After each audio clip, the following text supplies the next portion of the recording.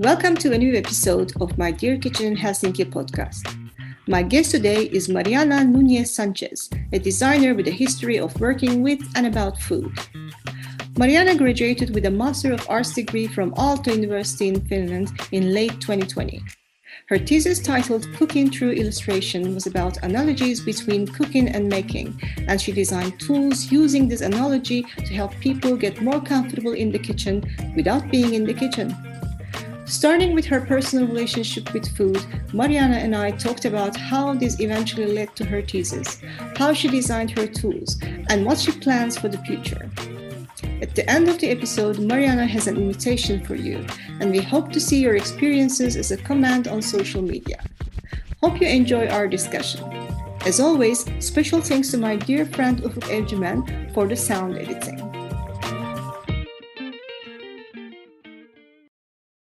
Hi, Mariana, and thanks for doing this interview.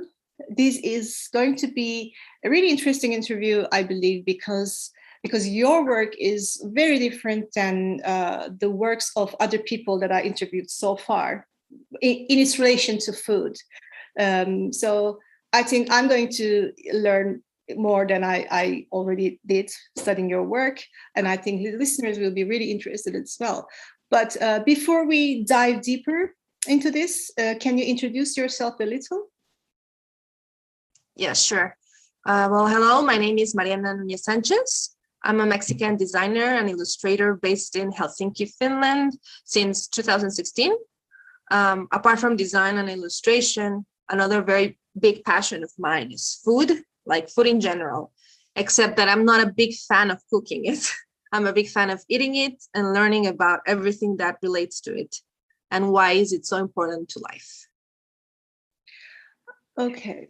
You recently, I don't know how, relatively recently finished your master's studies. Yes, I finished it in December 2020. Okay, from Aalto University. Yes, from Aalto. So let's start with personal questions. How can you describe your personal relationship with food? Well, my relationship with food has always been a bit problematic. Like the problematics have changed according to my age. But it has never been like the super healthy relationship I've been wanting to have. For example, when I was little, I think this is a kid's thing. Like I was very picky with food. One of those children that ate just food that looked like nice, I didn't like weird textured food, and Mexican food is filled with that. So I was missing on a lot. So in Spanish, we say melindrosa. I was very melindrosa with food. In English, I think it's something like finicky. I don't know, but I just couldn't eat a lot of things. And I do remember my parents leaving me in the table for hours after the meal finished. I could not stand up until I finished it. Then as I grew up, I started to realize that food didn't have to look pretty to be yummy. So I kind of stopped doing that. But then the food was very related to my weight. Like it was always linked with my weight, and the main struggle in my life has always been like something about, the aesthetics, like what society imposed you to look like. So a lot of self-esteem things surrounding it, I have never had like food related illnesses, but still it has not been the best relationship. So as an adult, I have been trying to, change that and go back to for example, sugar is my weakness. That's my drug of choice. I don't like alcohol. It really doesn't matter to me, alcohol or smoking or anything, but sugar, that's where that's my weakness, I guess. Well, my weakness is chocolate. Show me chocolate and I'm going to follow you. Yeah. But I do, I understand you a lot about the childhood picky, being so picky with food. And I was like that as well. And I was the last one usually leaving the table. Yeah. Dinner. So I certainly understand you very well on that. So Your work is related to the analogies between cooking and making.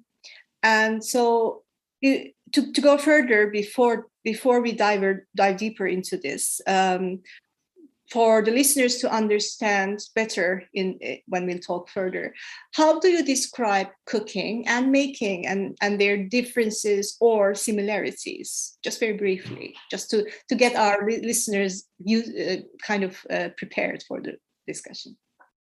Right.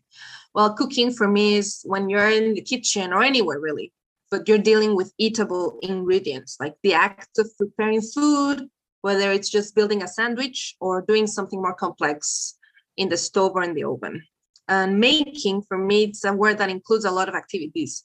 For me, it's the act of creating in general, the act of creating with your hands. A maker makes things with their hands. It doesn't have to be handmade crafts. It could be like an illustration, digital illustration, but still you're using your hands, for Photoshop, Illustrator, all of that. And then cooking for me goes inside the making concept, like you are making food. And then making would not go necessarily inside of cooking for everyone, as in the real world, and I'm air quoting, in the real world, you cannot cook objects or drawings. In my thesis, I challenged this idea a bit.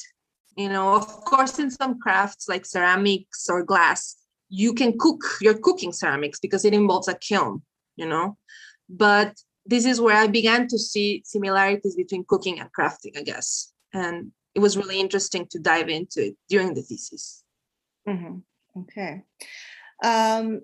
Now, I read your thesis to study for this interview. And it's especially the introduction part, and throughout the thesis, it was very personal. I could see that, and especially at the beginning of the thesis, in the introduction part, I think it was, you write, the loss of my favorite foods and my Mexican food culture has been significant and sometimes difficult to replace. Now, this resonated with me a lot because I felt the same with the Turkish food, of course, when I first came here. And I think that is what attracted me to be more involved with food and making the food and everything. So can you talk about this a little for yourself? Like, how did it make you feel exactly? And how did it affect your life in Finland? And how significant it was in deciding to do this thesis? Yeah. Well, when I first moved to Finland, it wasn't so much of an issue because everything seemed new and exciting at first. A little bit like with the weather, like the first winter for me here was a lot of fun. I never felt sad or angry about the darkness.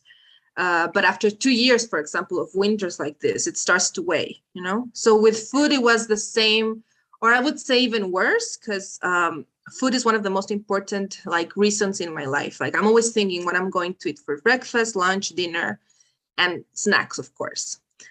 So Finland, although it has many pros in my lifestyle now, food is not one of them. And I'm not saying there's no good food here. Of course there is good food, but it's not very accessible. Like all food is expensive here, whether it's good or bad, it's expensive. Like a measly sandwich in the shop is very, very expensive, and it's not even good. So when you're looking for an actual good quality food here, it becomes a whole other level of expensiveness. So I really had I really had to start cooking for myself here. It was like either you start cooking for yourself or you will lose a lot of money in ordering, because ordering is also super expensive. So I really wasn't, I'm really not yet that good with cooking, but at the beginning, like in 2016, I was definitely not good at all. So my mental health related, I relate food with my home. It's like intertwined. So it kind of messed a little bit with my mental health a bit, So for my thesis, it was amazing when I discovered that I wanted to talk about it. Like whenever I have doubts about something, that I want to talk about, I immediately go to food, because although food is a big theme, like you can never go wrong with it. There's so many subjects around food, like you don't have to repeat it even. So for example, when I didn't know what to get, I said, well, food. food related. I will never regret getting a tattoo about food. So I got like cutlery pieces in my neck, and I don't think I'll ever look back on it. So something similar happened with my thesis. I was having so many ideas in my head, but none seemed like something I would be super interesting for so long until I said food. Then there was a challenge to find what about food I wanted to talk about. So I went everywhere in my research, like eating insects, eating flowers, or like how food makes people come together, etc. Yeah, this part, how food brings people together, the social side of food was my thesis topic Yeah, many years ago. I know Now I because I can. downloaded your thesis actually, like years Yeah, ago. I remember we had this messaging about it. Yeah, But when you were talking about Finland and the first time how everything is exciting and stuff, this came to my mind. Did you incorporate any ingredient or any food that is very Finnish into your daily eating over the years? yeah. Well, I became a fan of Mami. Like I really Wow, love it. that's interesting. Yes, it's not Yeah, something very popular, like for some Finnish even. Um, yeah, I it's remember certainly not. saying this. I remember saying this to one of my Finnish friends, and she was like, "I don't like Mami. Like, how can you like it?" And I just love it with the cream. When my parents came to visit me, I gave it to them. My father hated it, but my mom loved it. So I really love Mami, for example, and I eat it every time I can. That would be, I think, the main element of it. I also love, of course, this is maybe, well, it is also, there's this ice cream of spruce ice cream. I don't remember the Oh brand. yes, I yes. love that. That's my favorite ice cream now. Yeah. Mm. Yeah, anything with spruce is actually. Yeah, spruce is yummy. Yeah.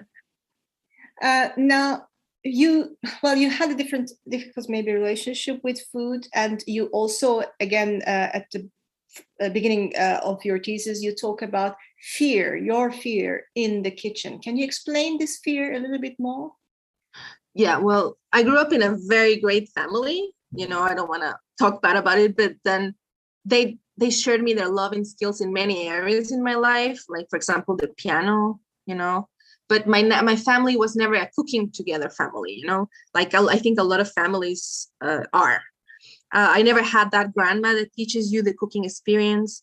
I had one grandmother who was a great cook, and I always hear raves about her dishes, but unfortunately she passed away when I was very little, so I wasn't really able to be her apprentice, for example. My other grandmother was amazing, and she's the one who shared with me, like my mom and her shared with me the piano, for example, but I really cannot recall her cooking much. So, you know, that plus also me coming from a privileged surrounding, you know, like I lived in a home where we ate meals, very good meals prepared by two amazing women that worked in my house. You know, these are the women who I owe all I know about food. um, when I was little, I also lacked curiosity, you know, and that's on me. Like my brother grew in the same house and he was always interested, and he's a great cook. So until my late teens is when I began cooking. And I owe all of this to Rosa and Ignacia, and also to Julia, who's one of my best friends, and she actually participated in the thesis. She's a great chef too. So I guess the fear in the kitchen for me comes primarily out of ignorance, just ignorance, because once I get into the kitchen and I learned stuff, you know, it wasn't that daunting anymore. So it was not until I moved to live alone in Finland, you know, I had never really worried about food in the sense of like, where is it coming from? Because of also going out to eat in Mexico or ordering food in is much, much cheaper than in Finland, you know? So here it was, or you learn, or, you know, or you learn, like there was no other situation. And I'm still not a great cook, but at least the fear has slowly disappeared. And the thesis that I made is one of the reasons. also. Okay, yeah. So let's get to the thesis then. Can you then briefly explain your thesis project, especially like what was the aim of your project, what was the main research questions, and your methods and so on? Yeah. Well, my thesis is Cooking Through Illustration. That was the title. It was a practice-led research project which aimed to develop hand-on learning experiences based on the analogies between cooking and illustration.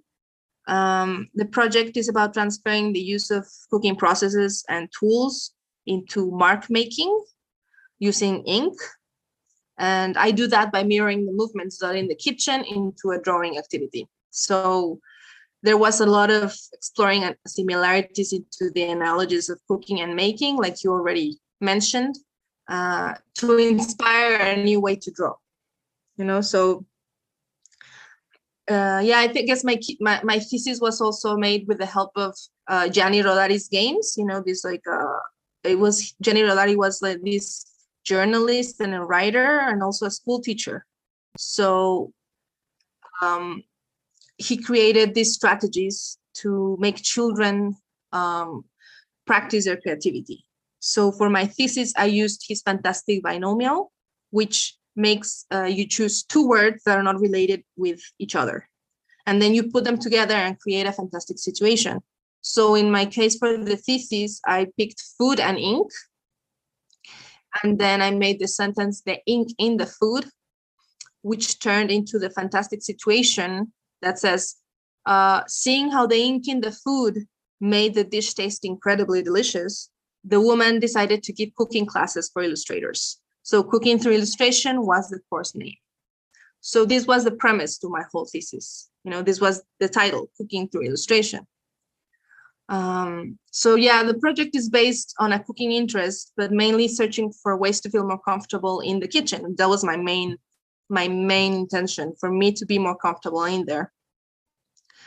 So the thesis was made in collaboration with Julia Sanchez-Renero, which I mentioned already. She's my Mexican chef friend. She was the one that created the recipes and I was the maker.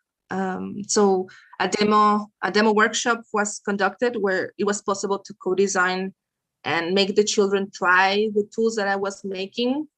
And then they would maybe tell me what needed tuning or what dishes they wanted to represent. So the main thesis outcomes for me were like a workshop possibility for children and adults, and the wooden tools for my use and future workshop use. And the documented illustrations. Oh yeah. Now these tools are very interesting, and I highly recommend people. I'm going to give the link to download your thesis in the YouTube version of this, like in the description part of this episode. And I really recommend people because I think they should also see visually, even if they are not going to read the thesis. At least they should look what we're talking about, because the tools were really interesting. So can you go a bit deeper into these tools? How you made them? I mean, technically the process as well, like the material and technical process, but also all the phases you went through in developing them. Well, that's true. Seeing the tools is much more like clear. When you see them, you can understand where it comes from. But making the tools, wooden tools by hand and with the machines was also a very interesting activity for me. There's a significant interest in the role of the movement when being in the workshop. It's not only cooking, making, or drawing, but now with the wood, it's also cutting, sanding, drilling. Even when I was working, I bled a bit, so it was also that it had to do. So in a rapidly changing technological and virtual world, the thesis also wanted to show that we have to make space for handmaking stuff, like for the handmade stuff, and how handmaking is vital for society. I use many types of woods, but mainly pine and spruce, which you can find very easily here. I really enjoy making them, especially the cheese grater, for example, that is just kind of a wooden plate that has some grooves made with a jigsaw machine. And then the grooves are so that rubber bands can grab on it and tighten, like if it was a guitar, like guitar chords. So in the hollowed part of the wooden plate, you can place a sponge, and then the rubber bands fall on them like guitar strings. So then you dip the sponge in ink, and then with the fingers, you move the rubber bands as if they were like a guitar, you know? So the ink starts falling like cheese, like if it was a cheese being grated. So you get, of course, your fingers get dirty, but it's also a very fun experience, especially when you show them to little kids that they really don't know what's going to happen. And when they do it, it's really fun to see their demeanor, like how their demeanor change. Also, for example, the salt and paper shaker was fun to do in the lathe. It took like it looks like kind of a normal salt and paper shaker, a bit bigger, clunkier.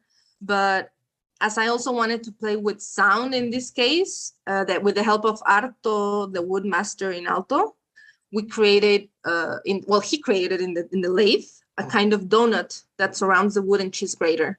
So when you pick it up and move it as a salt shaker would, the wooden donut moves and hits the salt shaker and makes the sound of salt coming out. So it's kind of like a kid's rattle at the same time. And I actually put inside like crayon shavings so that when you, the salt is a crayon, for example. Okay, so you had there's also there's the making of the tools. I mean, you said that cooking is in making, and maybe the making is the umbrella of. Yeah, exactly. And you had your hands in making this, all the movements and everything, and including hurting yourself in the making of your tools, which you then used to some kind of, I don't know if this is the correct word, correct me if it's not, but imitate the movements of cooking. And then not actually, getting your hands dirty with ink, but not with getting your hands dirty with the actual food, maybe. So, exactly. So yeah. It was like a mirror. Yeah. So it's like being in the kitchen without being in the kitchen. Sort of. So you said that you did also workshops, which we're going to talk about more later with children especially. So how do you think these tools and also these workshops that you made with these tools made people, especially children, more comfortable in the actual kitchen? I mean, how do you think that this experience with the tools, without the actual food, transfer to the actual kitchen and actual food? Right. Well, the tools that I made are mostly like clunky and wooden, like I said, so they don't actually look as kitchen tools, although they're like the make-believe version of them, like they're the scenographic version of them. The original workshop was really meant for me to become more comfortable in the kitchen, and something I find very organic is drawing. So this is why I just went to that immediately. It depends on what kind of family the children are growing in, I have been given workshops to kids that are very comfortable in the kitchen already, maybe 10-year-olds. For example, one told me he wanted to be a chef when he grows up. And so while on the workshop, he acted like one. He just made dishes after dishes. Like he just used page after page after page. And usually in the workshops, it's 2 or 3 pages per kid. But he was just so in the game that I let it be. So by the end of the workshop, he had like whole 3 rows of dishes prepared, like if he had his restaurant and his patrons ready for it. So it was very fun to see. And then I've also had very little children who have not been in contact that much in the kitchen, especially because it can be a dangerous place for them. So I have seen them participate with the help of their parents, which is an added bonus because I think it explores what could be the same interaction in the family kitchen. I do believe that in seeing my tools, when they go to the kitchen, they will remember how they use them in the workshop. So most of my tools are stamp making tools. So in the real kitchen, they won't work like that.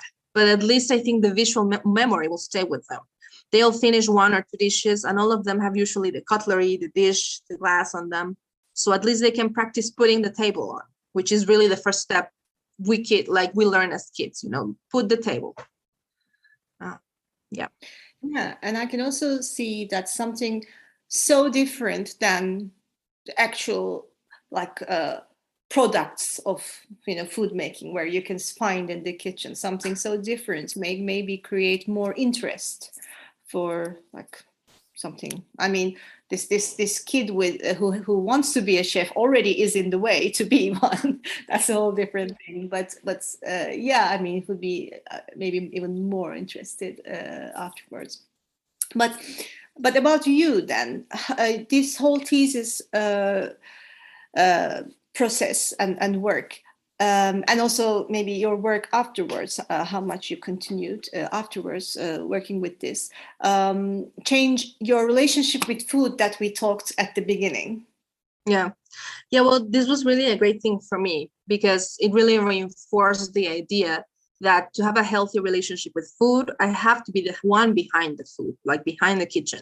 I have to touch the ingredients and experiment with them, just as I did with the ingredients. And then the make-believe kitchen I created for myself. I still struggle with the relationship to food, especially in times like winter, with the darkness, and then being far away from my home and family for 3 years due to the pandemic. So the pandemic really hit us all in different ways. And with me, it really made my relationship with food a bit worse, because I started to choose comfortability over health. So, it's just a vicious cycle. So since this year began, I have been changing the relationship again and cooking more again, which has been much, much healthier. I keep my workshop tools near for whenever I feel like experimenting a new ingredient or a new kitchen movement, and I feel the need to mirror it or find a way to mirror it in the drawing kitchen. So it's still a very organic way for me to go from the drawing table to the kitchen and vice versa. Mm-hmm. Yeah, that sounds really nice. Now, I want to talk about this something that you write in the thesis, but I couldn't exactly, when I read the thesis, wrap my head around it really well, which is the multisensorial experience that you were talking. Now, I know what multisensorial experience is, but in the context of your work, I wasn't sure if I understood it correctly, because my mind kept on going to something else, I think. And I'm going to explain that when. But first, can you say what multisensorial experience is for the listeners who may not be familiar with the term? And then can you elaborate on that in the context of your work? Yeah, well, I guess multisensorial experience is an experience where you deal with all of your senses at once, or maybe not all at the same time, but you get to play with all of your senses in the same space. So the multisensorial thing has always been a key element in my thesis, from beginning in the production of the tools, like I said, with the use of machines and how the machines work and transmit power to me, and vice versa, like how when I got hurt and I bled, I also mirror that in the kitchen. When you're in the kitchen and you cut yourself with a knife, which I do so pretty often. So I try to put sound, for example, also in the mix of the salt and pepper shaker. I would have loved to do more sound experiments, but time really was not on my side. Then when I talked with Julia about the recipes, I actually cooked most of those recipes first before turning them into the illustration. So I ate them all, smelled them all while cooking them. And although I was happy with the results, I have also eaten some of those dishes prepared by her. And, there's a difference. There's a reason why she's a chef. It was never the same. But then jumping in the actual experimenting with ink, at the beginning, the smell of the ink, especially some of the ones I tried at the beginning, which were not child friendly, they were really strong smells. Or then the paper texture, then the wooden texture of the tools. You have to do everything with the hands, so you also get a bit dirty in the process. Also, the tools in the beginning, I would clean them every time that they got used. And I had the idea of always keeping them, in the wood aesthetic, which I had to let go. Because, of course, if you're making a workshop, especially with children and ink, let it go. And now I cannot imagine, like now they're super colorful and like I cannot imagine them in a different way, So when you do a creative workshop, you have to let expectations go. And really the whole workshop has evolved. The kids are the ones that make the workshop evolve. So I guess the whole process in different situations has been very multisensorial. Okay. Yeah, because we actually, in 2020, one of my first guests for this podcast in 2020 winter was Villa Fleur from the University of Helsinki, who is working on the multisensory approach to sustainability, especially food sustainability. And for that episode, we both baked something in our homes and we ate at the same time, and we described all the taste, the texture, the crunchiness, the smell and everything. So for me, I guess now I understand more actually about, of course, while even making your tools in the workshop, it has a lot to do. Well, anything when you're doing with your hands and when you're getting dirty with everything. So I think it creates a whole kind of, as you said, multisensory experience. I think my mind always just went on the smell of food, the texture of food itself. So I was like, okay, without the food, what kind of multisensory? But now I'm getting a bit better in understanding of it. But but I will have one more question about the tools themselves. This is something that I thought about when I was especially looking at the photos and going through the tools. So different cultures have different cuisines and different cooking processes or movements, when we are making them. And while making your tools, did you also think, or maybe for the future, will you think about these different cuisines, like something that is more according to the speciality of a cuisine? Do you think that some tools can be changed? I mean, chopping, mixing, these kind of things are in every cooking process for everything, but then there may be something that is more specific to one type of, one cultural cuisine. So do you think that culture of the cuisine would affect your design of your tools? I think that that's a goal for me in the future, like to actually go specific. But I did think about it when I was starting the thesis, but as my workshop was really just an entry for me into the kitchen in general, I just wanted to keep it simpler. So I didn't want to focus on any culture in particular, although it has to be said that most of my tools are very Westernized. Like there's a spoon, the knife, the fork, instead of chopsticks, for example. So even as much as I try not to be specific of a culture, I ended up doing it because that's how I grew up. Like I just base it on how I grew up. So, but yeah, a goal of mine is to keep developing more tools. But for that, I do need an access to a wood workshop, which I haven't found yet. But yeah, I mean, also, it doesn't have to be wood. I could start experimenting with cardboard, but wood is always ideal because it lasts longer. So it has to be seen. Yeah. So, for example, if you would replicate this workshop or part of this as a continuous research in a whole different cultural setting where there is the cuisine is very much different, then maybe you could add or change some of the definitely. tools. Yeah, as long as you have access to some materials, of course. Yeah, exactly. Also because I have a full-time work and like you always like, of course you always think, okay, I will work in the weekends on my own projects, but then it's so absorbent to work full-time that then you just want to rest. So it's trying to level like my work, my full-time work with my passion. Now, going on to do workshop with children, I saw that you could only do a small workshop because of the pandemic situation, unfortunately. And this was interesting for me because I did some, and I plan to continue doing some work with workshops with children where I teach them how to bake focaccia and like from scratch, but also decorating it as well. So we are actually hands in with food itself, with the ingredients. But so why did you choose to do it specifically with children? And how do you think these, well, we talked a little bit about the exact workshops that you did, like some of the children's relationship with food and your workshops. But in general, how do you think these workshops can change these children's approach to food and cooking?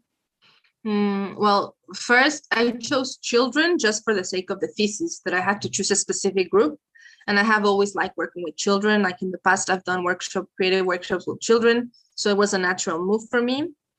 Originally, the workshop was created for me, and I'm a 33-year-old woman. So all of my friends of my age have been wanting to participate in one. So I'm definitely organizing one without age limit soon. I think my workshop is meant for anyone that is having similar problems of confidence in the kitchen like me, or just for anyone interested in having a good time with ink and stamps, really. I think children's approach to food can be easier to apply with my workshop just because creating and drawing is something that comes natural to them too. So, of course, the kitchen is a place to be respected, in the sense of having potential danger and a lot of the instruments used. So my intention would be to maybe invite parents and the adults in the house to tell their kids to join them in the kitchen. And maybe while they cook the dishes with ink, the parents can cook the dishes with food. And then at the end, both can present their finished creations.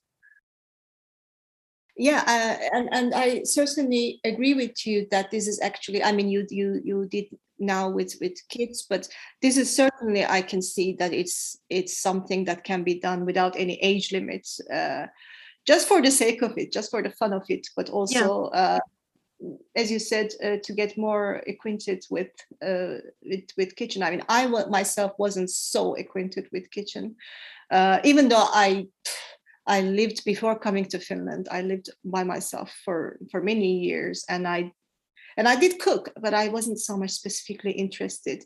But there were some cultural things in it as well, growing up in a family where they say you just sit down and do your homework, and I'm going to the mother is going to cook, and you just sit down and do your homework and be a lawyer or a doctor or whatever. Yeah. But then I ended up doing something completely different eventually. So again, but going back to the children, there's this opinion, right, and rightly so, that the children today do not know where their food is coming from. But actually, since I've been working a lot with food and people, this is something that is very much true for kids, but it's not just limited to kids. Actually, I mean, adults as well don't know where so much their food is coming from, and some of them don't even care. But do you think your work can help with this issue of not knowing where the food comes from? I think that in a general sense of coming closer to your food and knowing where to buy it, how much to buy, etc., children can learn to care more about the food when they're in contact with it. At least in my case, before I learned to cook, I really did not spend that much time thinking about food or where it came from. It was until I actually came in contact with the raw ingredients and how step by step you can turn those ingredients into a good, nutritious meal. In a more specific way, I think that the workshop would need to evolve to be able to share more insights about this subject. It is one of my goals to do specific recipes to share and which they can follow step by step. These recipes will be based on actual real dishes, because in the workshop, a lot of times we talk about nonsense dishes, like kids just start creating dishes with clouds and non-existent food. But in this case, the recipe I would share would be real, and I would indicate the background of the ingredients. Mm-hmm. now, especially developing or changing a bit your project or your work, I was thinking currently, it's, as we talked, it's the work focuses on cooking, creating recipes, and so on. So making in the kitchen, but maybe in the future, do you think you would be interested in expanding this into other parts of food, so like growing of food, working in a field, which include different kinds of movements and making different settings? But would you be interested in getting into those as well, or would you just want to focus and very much, just change everything in the kitchen? Well, to be honest, I hadn't really thought about it until you asked me the question. But now that you say it, like, it would be good to expand it to the growing of food experience, for example. Like, it would be interesting to try to mirror movements you do while like growing food into ink, and what those results could be. Because this is like good, like food for thought, especially in the tool section, because like maybe the tools could be bigger than a kitchen tool, So maybe the paper would have to be on the floor and we would step on it while using the gardening tools that I created for this purpose. So I think it could be an interesting performance, but I really haven't like thought about that much. Yeah, I mean, I just thought that it would be maybe because it's going to require all your body movements. Exactly. And it's also like, I mean, I was involved with a farm for a while in 2021, especially, and I've seen how, I mean, farming is a hard work and everything, but you don't know how hard it is until you are there watching or seeing people working. And because of my body pain issues, I couldn't myself work with them, but I could see, I mean, wow, okay, this is much more harder work than it is. So I think it would be fun to imitate those movements, but also it would show how hard it is to have that food come to your market where you just walk and buy. So this is what I was interested in. But then I want to go a bit further into like around food, but away from your specifically your work. But I was thinking, while working on your thesis project, I mean, while working or before or after, did you also think about the sustainability of food, sustainable food systems? I mean, foods as a system. Did you think about those things? Well, when I was trying to decide the actual like food subject I was going to talk about, I remember I did read some stuff about sustainability, but I just felt overwhelmed and intimidated on the subject. So I really did not further the research in that area. I do remember that one of the projects that I found that actually my supervisor told me about was a very interesting design project.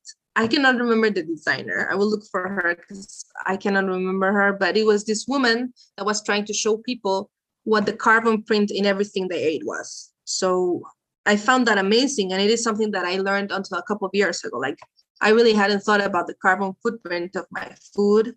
And I think this is super important, especially because I love Mexican food, So because of course, Mexican food comes all the way from there. It has a huge carbon print. So maybe some food items are not meant to be found here and vice versa. Like maybe we are very spoiled now, and this is creating like problems.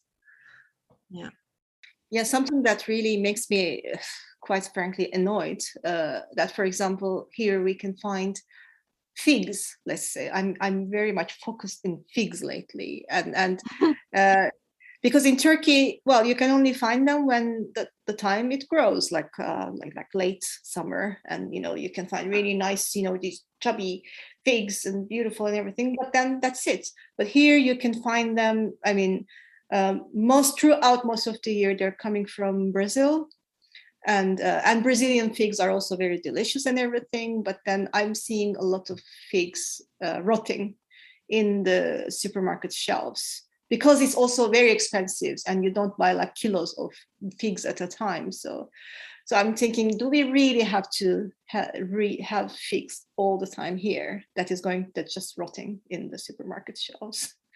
So yeah, I guess it's also, for example, with the avocado.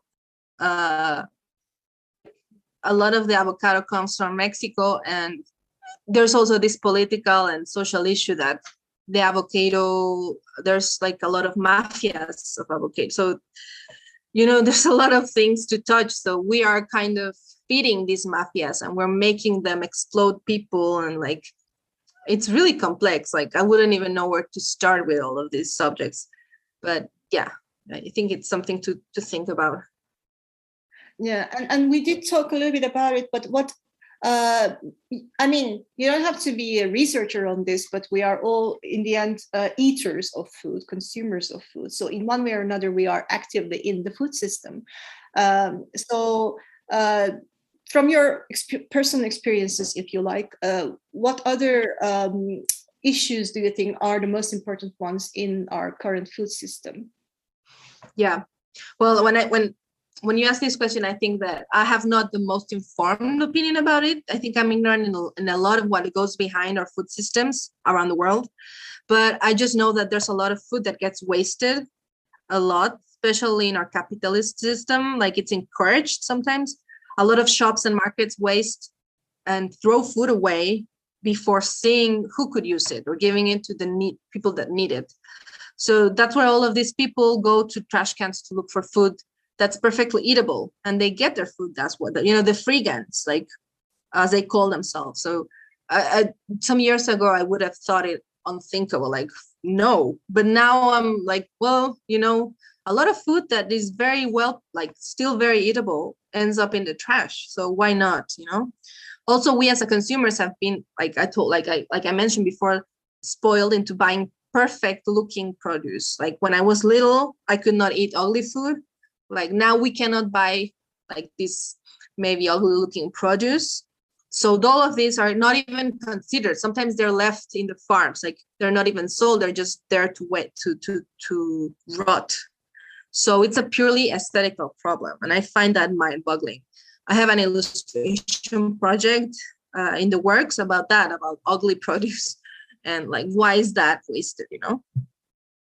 Yeah, I think was it in Portugal? There is there's a initiative that sell these ugly produce that couldn't make into the mainstream supermarkets to save these. I mean, because they're perfectly edible, they just don't look perfectly the same size. And for me, I love going to the farmers market when I go to Turkey, to Sinop, to visit my family. Like, there's this twice a week farmers market, and well, you can find all kinds of shapes of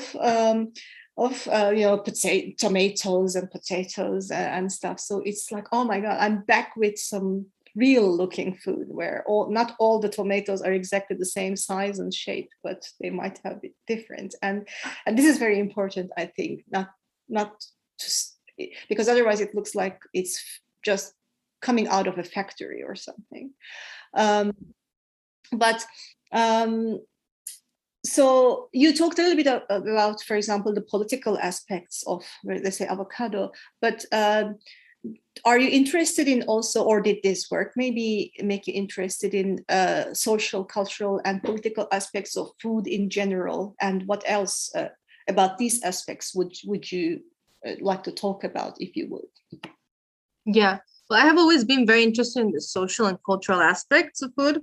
But after my thesis, I definitely would love to explore more on, for example, how is it that food, no matter where you are from, it always brings people together, like your thesis.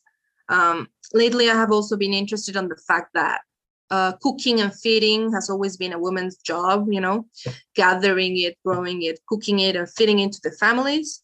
But we as women have always been poorly represented in higher circles of cuisine. Like, the most important chefs until not so long ago, were all men.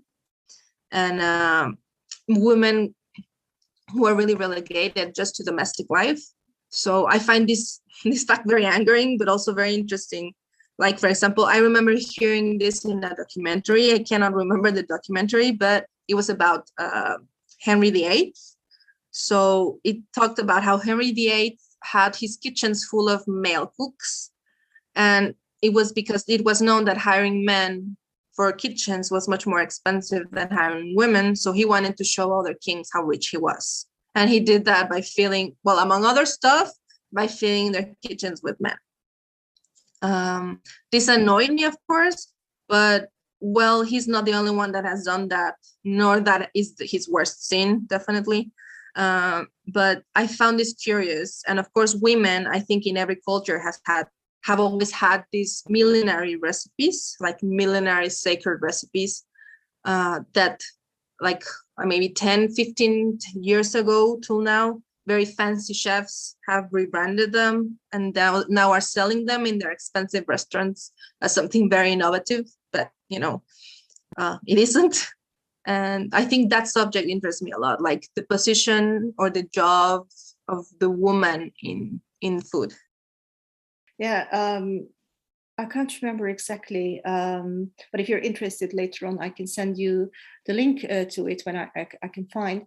There was a documentary about women, like female chefs, and how they weren't so much represented. Like it's always the on the cover of Times, it's the gods of kitchen, but what about the goddesses of food? I think that was the name of the goddesses of food or something like that was the name of the documentary. It was shown in the documentary festival here in Helsinki, and I wrote a review about that in my blog. I'll if you're interested, I can find the link and send to you. From there you might find that, because that was something that I was thinking myself, but not so much in detail or passionately. But that documentary specifically made me realize how deep-rooted that problem is actually, and it made me go towards more feminism and food and the gender relations in food, and that's what I'm also now partially working on. So now, I know that you are not working on food system or food sustainability or something, but how do you think, how would you situate your work, which you already did, and maybe which you're planning for the future, within the food system and the efforts of making the food system sustainable? Maybe as I deal with ink and paper and wood, I'm not sure how my project would fit in the food system right now, but I guess I could situate it in making the kids or adults that take my workshops a bit more conscious of the ingredients that they buy, where they come from. One of my plans for the workshop is to share, like I told you, real recipes with the ink drawing recipe, so they can be taken home and cooked, as the same as the draw one.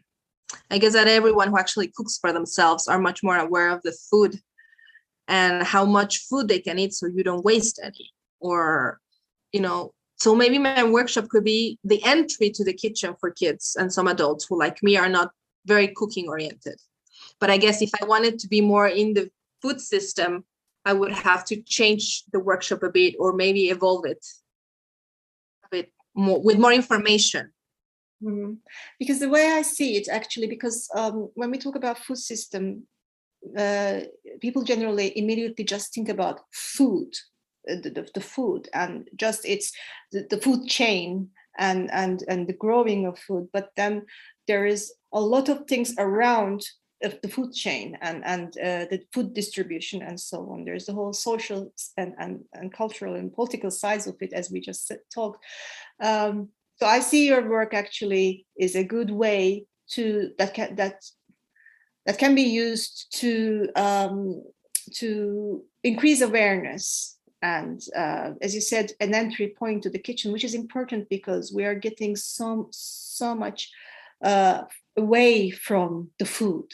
And everything you can find everything ready. And I understand that some people are working so hard that cannot find time to do stuff. But we are losing touch with food and with nature. And I think your work in an unusual way can be a good step to introduce people from all ages to this, and be a good part of an important part of the sustainable food system, actually. So that's my opinions on your work. Well, that's good to know. But then what are your future plans with food? Well, I have one freelance project with the Mexican restaurant here in Helsinki in designing their t-shirts and more merchandise. Although I won't be working with the food directly, I am going to have to research a lot of visuals and graphics surrounding Mexican food, especially street food like tacos. And street food in Mexico is it's huge, and there's a lot of visual information to look into it. So I'm very excited about that. I also want to do the illustrated recipe books I have been wanting to do for so long.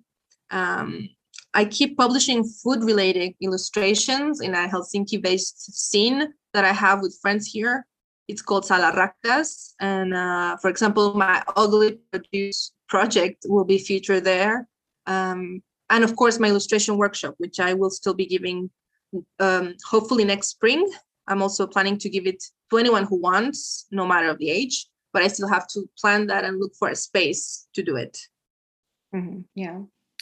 Okay. Well, that was really nice, because I enjoyed. I mean, reading your thesis, but also just now talking about it was really enjoying. And because I think that's a very interesting project, and it's a good example also of a designer working in the field of food somewhat, and so because I mean I think it was again 2020, now I can't remember, but one of my other guests was a food designer, Heidi Uppa, and yeah, I know her. Yeah. Yeah. So it's good to, and as a designer myself, it's good to see these different kinds of how ways of designers working with or around food, and it's interesting. So these are all my questions. As I said, I'm going to put the link to your to download your thesis in YouTube, and I highly recommend people. I mean, even if you're not going to read the thesis, I don't know if people have find time or not. I highly recommend at least reading maybe the theory part, because there's a huge theory background that we didn't really talk about here so much. So that would be interesting. And also, as I said, it would be interesting to see visually see what we talked about just now. But do you have any final comments yourself? And do you have a question for our listeners to think further? Well, I think I just want to thank you for inviting me here to your space to share my thesis project, and just like how much I love food and a bit of my background. I'm an avid listener in Spotify of your podcast, so it's nice to be with all of the other great guests. Like you said, Heidi, I did actually go and see her for my thesis, and she kept me telling me that maybe I should use real food, and I was very stubborn. I was like, no, I don't want to use real food. So it was really interesting, because of course she works with food and she works great with food. But yeah, I guess just to thank you for this time, and maybe more than a question for the listeners, I would have kind of an invitation to do, like, if you're like me and do not really enjoy cooking that much, maybe while you cook and prepare food, analyze your movements, like stare at your arms and your hands, and then try to recreate that movement with ink, whether it's a pencil, a brush, your own fingers dipped in ink, and put ink in paper. Maybe you won't have the same like enjoyment or results as I did, but this is how I began my thesis research, and this is how I started to appreciate more what my hands and arms do in the kitchen. So yeah, it's more like kind of an invitation. Mm-hmm. Well, I hope people do that, and if they do, I'd certainly invite them to tell their opinions about that experience. They will feel like crazy, because I did feel a bit crazy when I was like grabbing a spatula and I was taking pictures of my arm and like wring my hand. But it was a lot of fun, to be honest. Mm-hmm. Yeah. Now I'm thinking, because I mean, if you ever looked at the recipes in my blog, I take the photo of every movement, like whatever I do, to help people be even if they don't speak the language, maybe they can follow from the photos. Yeah. I'm thinking maybe I could do once with the ink and then give a recipe with that. It would be great. Okay, so thanks again, and good luck with your future work with food or anything else. And of course, we will certainly be in touch. Yeah. Thank you. Thank you for listening to this episode. If you want to know more about the blog behind this podcast, check out www.mydearkitcheninhelsinki.com and find it also on Instagram and Facebook. Have a delicious week.